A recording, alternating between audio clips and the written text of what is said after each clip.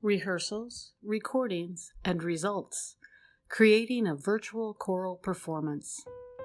At the beginning of the COVID-19 pandemic in 2020, the volunteer avocational singers of the Livonia Civic Chorus were well acquainted with performing live choral performances for audiences all around our Livonia community.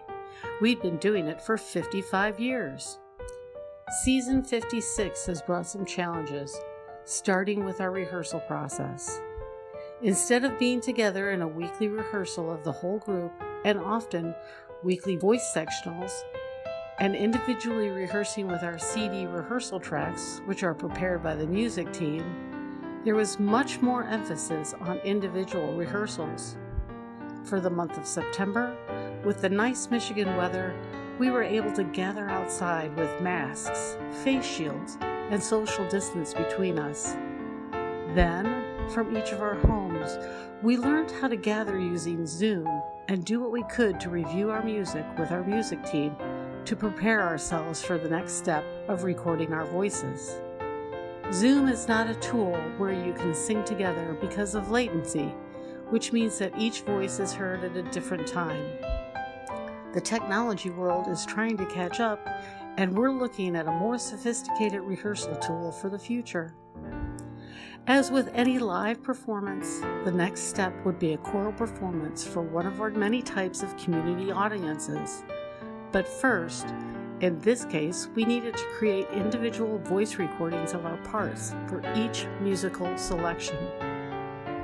How to do it was our challenge, with our smartphones becoming the technology device we decided to use. There was a series of tools we used to set up our home recording studios for this purpose. The camera app on our smartphones set to take a video recording, headphones so we could listen to the music and vocal track while we were recording, a playback device for our usual rehearsal CDs to play through the headphones, our usual Livonia Civic Chorus vocal track rehearsal CD, and the lyrics from the music for each number. Some of us had quite an array of these tools when we got ready to record. Once recorded, the next step was to send the recording to the proper folder in our chorus Google Drive, where it joined those of the other 27 or so members. Technology was our challenge. But all of this led to our results, a virtual performance from the Livonia Civic Chorus. To reach that end, we were able to collaborate with two talented local musicians who are also audio and visual engineers, Rachel Rose and Brian LeDuc.